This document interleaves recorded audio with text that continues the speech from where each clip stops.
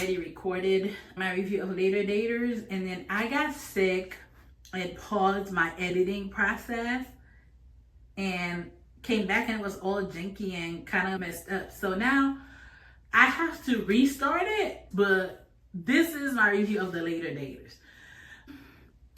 First of all, as a concept, I love the Later Daters because honestly, this is the age that I feel like is appropriate for dating shows, right? When you are a person who has dated in all of the traditional ways and you're getting to an age where your dating pool might have shrunk or your dating pool lives a little further from you, and or it's just harder to meet people because you are not at the same place in life that you were when you were 20. So the Later Daters as a concept for a dating show makes sense to me. What didn't make sense to me was some of them people on the show. So let's go to the cast, okay? Let's just start with the people I absolutely love. Suzanne, chef's kiss. She was my favorite. I loved her. I thought she had a good sense of humor. She was great. She made sense. I loved her. Anise, loved Anise. Auntie Anise a little horny. She a little horny, but love her. I love her relationship with her daughter. I thought they were funny. She's a beautiful woman. She made sense on the show. I absolutely loved her. Other people that I loved, but were not necessarily like everybody's cup of tea, Pam. I thought Pam was weird. She was quirky. She's not everybody's cup of tea. It takes a special kind of person to date Pam, but I love Pam. I thought Pam was funny.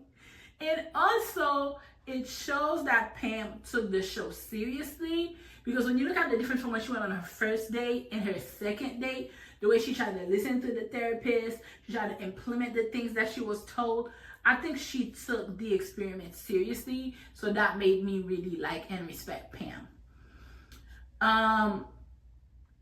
Let's talk about the people who are a bit out of touch. Sister Lori.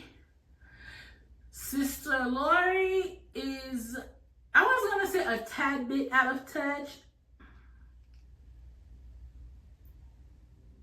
but it's not a tad bit. She is significantly out of touch. She does not conduct herself like somebody who understands her age bracket.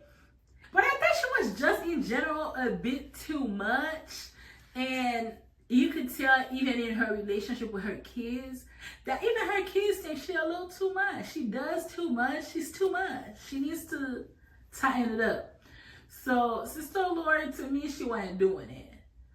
Mr. Nate, my God, this man, it was so painful to watch somebody be so extremely nitpicky and critical of others. Like I always said, like if there is a time in your life to be picky, it's in dating. But it never occurred to me that somebody could be too picky. Like, this man will never find a forever partner. He will find partners because Nate is not ugly looking. He's an attractive man. He looks good for his age.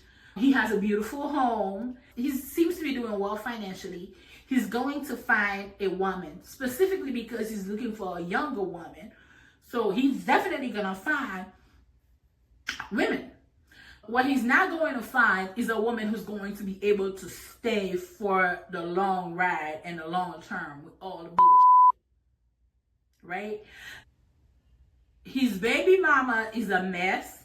Their relationship, to me, is not conducive to him finding a partnership with a woman who understands boundaries and respect. She is too much in his face, too much involved in his life. It seems to me like she's still in love with him. She's a problem. He's a bigger problem, but she's a problem.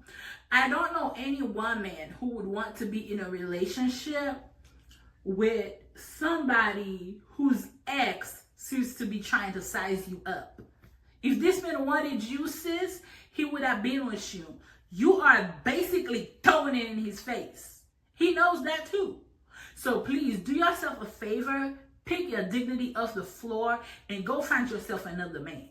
Stop just like, oh my God. I was like, my Lord. He's just like throwing it at him, and this man is like laser focused on trying to find himself another woman. He's not interested in you, sis.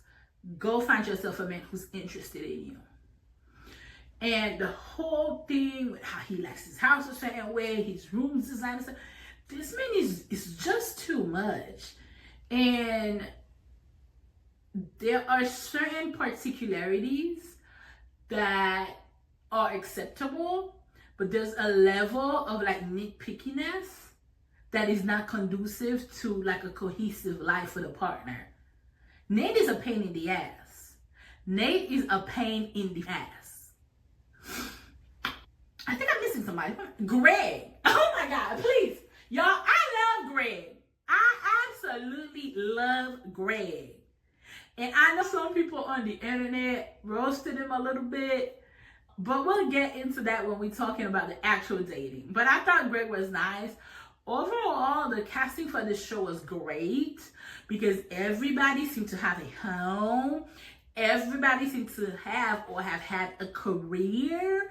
Everybody seems to want at least partnership and love, even if some of them are not behaving like it. I may be on Nate, but for the most part, the cast seemed to genuinely want love and connections. And that was refreshing to see because a lot of reality TV shows now have turned into people clout chasing. So it was refreshing to see a bunch of people who really wanted to find partnership and love. So that was cute. Now, let's talk about the dating. Let's talk about Anees. Can we talk about the demon that she went on her first date with? That man is a demon. He made me so uncomfortable just watching him through the TV. The comment about the blonde wig, that she looked ghetto, the weird sexual innuendos. Ew. Man, you are old enough for your children to be watching you on TV acting like this. Come on. Like, this is where it's like people be like, maturity is not an age. Like, you could literally be this damn old and still have not a lick of sense. Not a lick of sense. You're gonna come on TV with a damn camera on and talk about, gross. George really didn't do it for me. He was gross. But this is the part where I'm like, there was a good balance. This did not cross into the unethical, right? This was good TV. Netflix, y'all did good with this one. This was good TV. It did not cross over. So kudos to you all on taking a cringe moment and making it good TV, but not letting it like get too far. I really liked Anees' second date, but it was very clear that the chemistry wasn't there. There just was not no chemistry with him. I didn't think he was a bad guy. I really feel like they were just not compatible. But let's talk about the most important person here, Big Willie. Number one, I don't believe that Anees did not know that her calling this man Big Willie could be interpreted as her making reference to his genitals. I thought she thought it would be cute and funny. Anees, girl, I see you. You know what you're doing, girl? Now, the fact that this man could not get her name right on that date cackled me so much. But that shows you the power of like chemistry, right? because there was clear sexual chemistry between them from jump. So the fact that he did not get her name right didn't bother her one bit. I could totally see her be bothered by him not getting her name right if she didn't like him. I mean,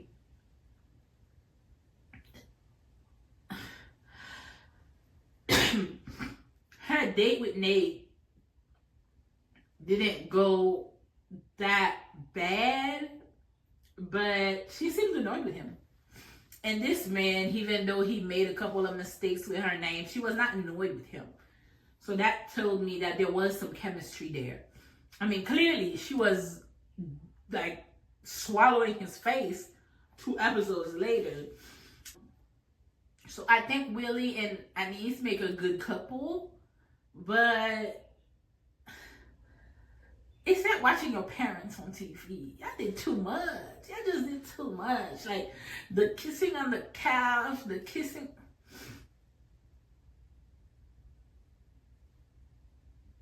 Y'all, am I being judgmental? Am I discriminating on the basis of age? Do I have a prejudice? Because I just feel like y'all my parents' age. Y'all shouldn't be out here tongue kissing like this. But I mean, a sister does deserve some loving. I guess I'll live with it. I guess it was all right, but the tongue kissing was too much, Sister Anis. You gotta give him the Sunday morning kiss. Just a little peck, little, you know? But I'll live with it. Let's move on. Suzanne, Miss Suzanne, I like both of her dates. But you know what I'm realizing? The seniors were horny. Because that lawyer that she went on that first date with, Frank was horny as hell. Anis horny, Willie horny, Frank horny, Nate horny. Lots of horny people on the line of days. But I'm glad she went with Avery. They seem to have had a much more natural connection. And I did enjoy the fact that they seem to match her with men of her caliber. I love that about this show. So you watch Suzanne, you could tell she's a successful woman. She's a woman of class, a certain thing about her. And the men that they match her with seem to have a similar lifestyle, and or at least something that is not so different that it would be intimidated or threatened by her power, by her lifestyle. I love that. I love that. I love that. Particularly now that I'm watching the Love is Blind show with the man who's clearly intimidated by this gorgeous woman's finances. Finances are so important in relationships. And it's not like, oh my God, you need to date somebody with money. I'm not talking about that. You can date somebody who don't have as much money as you, but they need to not be threatened by what you have and by your positioning in society. And I love that none of the men felt small and insecure, so she didn't have a negative dating experience. Whether she stays with Avery or not, I am glad at her age that this kind of like struggle stuff that I see in the streets that women are going through, she wasn't subjected to it. I love that for her. Her children are lovely. Her relationship with her children are lovely. You could tell that they care about her. You could tell she's a present and good mother. You could tell she very much had a good and loving relationship with her first husband. I loved everything about Susan. Honestly, I thought she was great, y'all. I really enjoyed her. I really enjoyed her. So I have nothing else to say. Miss Pam. Y'all forgive me, but I love Pam. Pam is quirky. She is weird. She is funny. I love Pam. And rude ass man that she went on that first date with. I'll say this, okay? I'm gonna say this. I love Pam to death, but she deserves what this man said to her and about her. I love me some Pam, but everything this man said was fair. Was his delivery correct? No. But did everything he has to offer, was it a fair criticism of Pam's behavior? Absolutely. But like I said before, y'all, this is what these people on these other dating shows need to do. You need to know when they bring them experts here and they are true experts, these people have something to offer you that you could utilize to improve your experience, to improve your life, to improve the... Nothing is wrong with Pam, but clearly she's a little rusty on the dating scene. And when she got pointers, you see her implemented, and the date went beautifully. The date went beautifully. You could see her trying to implement the things that she learned, and it was beautiful. And that's a lesson. I saw a lot of great tips in the pointers that the therapist was offering to all of them, particularly Pam. I am someone who's a talker. I am someone a little scattered, like Pam a little bit. Not as wild as her, but I'm a little scattered and I'm a talker. So I too, when I was dating, had like people offer me that same kind of advice, and I really took it, and it worked well to my benefit. The one thing I would say is I still use those things to sabotage bad situations. So when I was dating, a telltale sign that I did not like you was that my mind would be everywhere and I'd be talking about all sorts of things and I would never focus. That was a clear sign that you were not stimulating me and I was not interested in you. I would be talking about everything, anything, jumping left, right. That's a sign that I'm not interested. If I got a date with you, probably because I found you physically appealing, we probably could have sex, but I was not stimulated by what you had to offer. So I'm like, now I'm entertaining myself. I'm having a conversation in my head about how I'm going to talk about anything, and I'll go and laugh with my friends about it later on. So she might just have not liked the man and was doing it on purpose, is what I'm telling y'all. But if she was not doing it on purpose and she just internalized what the therapist told her and practiced it, kudos to her. Pam is a great, great student. And also, she had a beautiful life, an exciting life. So I can see why the fuck she wanted to talk about it anymore. Dated a rock star, traveled the world. Tell me about it, Miss Pam. I want to hear about that. I love Pam. Sorry. I know she was not everybody's cup of tea, but I love Pam. Yeah, Pam was great. I love Pam. I don't care what none of y'all say. She's a little kooky. She's my right kind of kooky. I love her. Let's pivot to Greg. I love that they portray Greg as an active father. It was cute to see his relationship with his sons. It was cute to see his relationship with his disabled son and to see how he involved his disabled son in the process. One other thing that I would say as a disabled girly, I think a lot of time when you are like quote unquote the disabled child in the family, they kind of exclude you from a lot of things. So I love that he was not excluded, that he was very much a part of the process, was offering daddy's advice. The other brother was there offering advice. I thought it was cute. I thought their family dynamic was cute. All in all, I love Greg. But I would say this, the energy that Greg came on the screen with, I was like, Greg ain't gonna find love. Greg ain't gonna find love because Greg is comfortable. Greg has a good life. Greg loves his life with his sons. Greg does not want to be bothered. I was like, Greg is not gonna find love. But then Greg went on date, and Greg is a good dater. He's engaging, he's funny, he's charming, and of course, he's an attractive older man. So I was like, hold on now, Gregory, let me find out a thing or two about you. So I was like, okay, this is great. And then, y'all, after the first date, they skipped to Greg's conversation with the therapist when Greg proceeded to say the following, and I'm paraphrasing here. I'm not going to be seeing her again because I'm not driving to Atlanta traffic to go see her.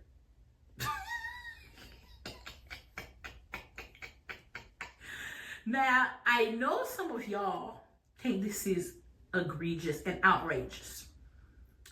But as a person who resides in Atlanta, You don't got no freaking idea how legitimate of an issue this is. You have to love somebody a lot to be willing to drive through Atlanta traffic for them. And all Greg was telling us is, I don't know her like that. I don't fault him for that. Atlanta traffic is nothing to play with. And he said what he said, and he not changing it. Well, clearly he did change it. But I thought this was legitimate, y'all. Say whatever y'all want about me. Judge me if y'all want. But what Greg said about the Atlanta traffic is absolutely legitimate. Clearly, his second date didn't go as well, and he realized he made a fatal mistake and went back on his words. His other date, I meant. But I support you, Greg. I support you. In the level of comfort that you're living and how good you're living out in the sticks, wherever you live in, you deserve a woman who ain't gonna make you drive through that. You're 61 years old. You don't need all of that. I support you. Justice for Greg from all of y'all who been judging him about the damn comment about Atlanta traffic. Justice for my boy. All right. Let's pivot into our next two problematic people. Okay. Miss Lori, first of all, I don't know why Lori came on the show. And the more I'm starting to think about her motives, the more uncomfortable I'm getting. Because it seems to me as if, based on her conduct, she came on this show to position herself in a way to pressure this man by telling him, hey, I got options. I ain't like it. I did not like it. You come on a show to date, then you show up not wanting, willing, or ready to engage in the process. She was hung up on this man and had no intention to actually take the dating process seriously until he rejected her. Which brings me to the point I already made earlier. Girl, what is wrong with your gator? You did not need to be embarrassed like that on TV and dump like that on TV. You can't tell a gay man when you see one. He was very much giving, I am not into women. Gorgeous man. Gorgeous man. His style, beautiful man. But girl, are you for real? Are you for real? Are you for real?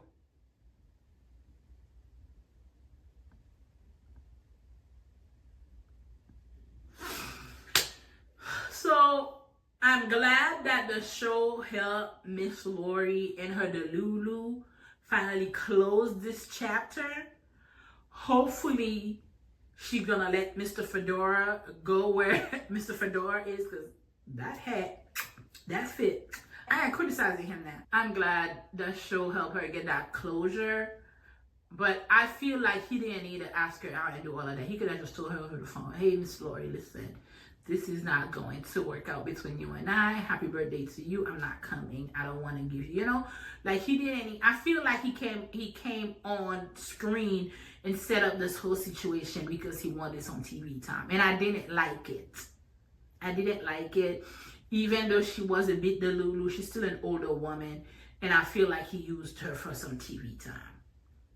And it worked because clearly here we are talking about him and his hat. So I didn't like that. I feel like he knew he wasn't interested in her. He should have told her over the phone and move on. So that's all I have to say about Lori. That man from her church that she invited to that party, Lori never was interested in that man. She was wasting this man's time. They were not compatible. They seemed to have a very head-butting, uncomfortable conversation from jump. So why she invited him to the party in the first place is weird to me. And when you're dating, please date somebody your speed. You could tell this man is not her speed. She's like a loud, rambunctious, go, go, go kind of woman. You could tell this man was chill and laid back. I don't know why she wasted his time.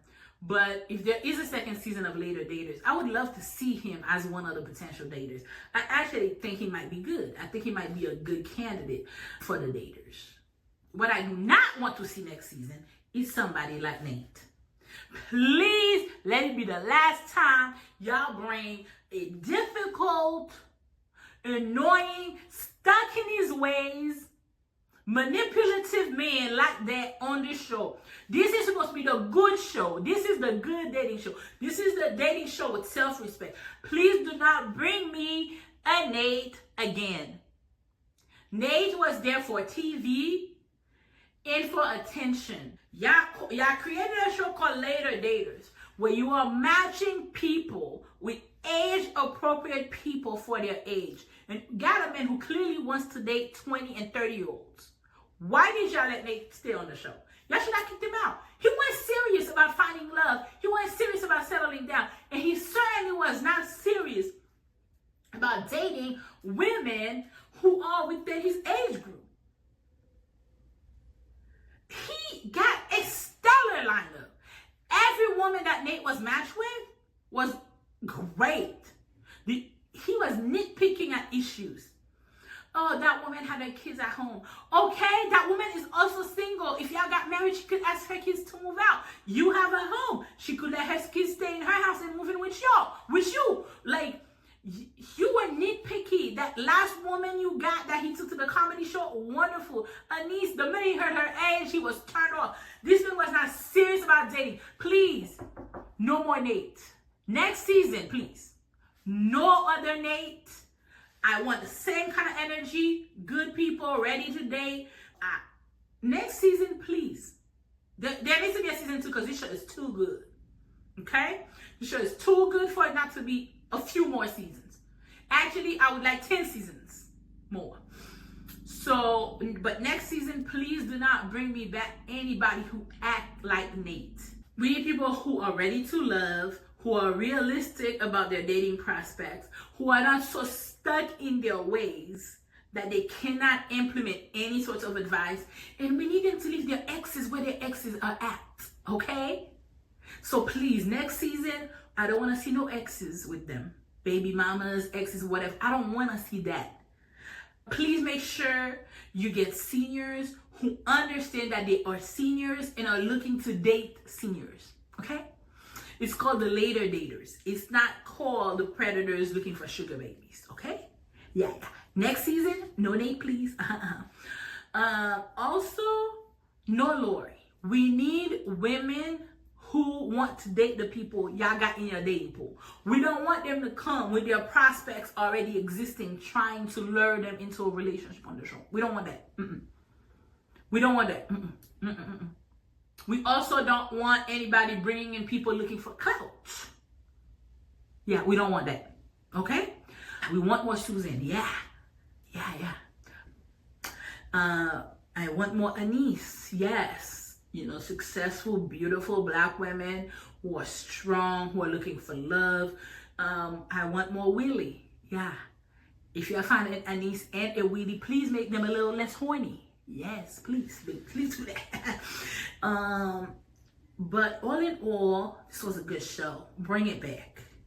Bring it back. Make the adjustments that I suggested, please. And keep it going. I really like the therapist. I like that she's very intuitive and intelligent, and she's able to understand the clients and understand that they do not all have the same needs. I enjoyed the therapist. I like the therapist. Bring her back. Bring her back. If y'all do bring Greg back, I don't know if y'all gonna bring these people back, but if you do bring Greg back, please make sure y'all keep geographical preferences as part of the criteria, okay? Don't play with my boy Greg. He ain't gonna drive to Atlanta traffic, okay? And don't bring me nobody who's gonna be talking about them bulldogs and bulldogs. I'm sick of hearing about them Georgia Bulldogs. Enough of it, okay? I don't want to hear nobody who's obsessed with the Bulldogs no more. Enough. I think that's it. The last thing I would say is this. Y'all see that first date that y'all set Anis on?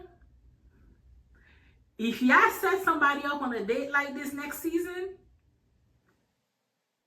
I'm going to go start a protest in front of the Netflix headquarters. Y'all play too much. In the words of Mama Joyce, that they gave a scheme that Todd set up to come at us with a that day really, really made me feel like y'all was just looking for good TV. Don't do that. Next season, we don't need that. So, all in all, Later Daters is 10 out of 10 for me. With the adjustment that I suggested, it's going to be 100 out of 10. So, I hope y'all enjoyed my review of the Later Daters. Let me know if there's anything that I'm missing, anybody that I did not cover. But I'm hoping there's going to be a second season. And believe me, I'll be watching.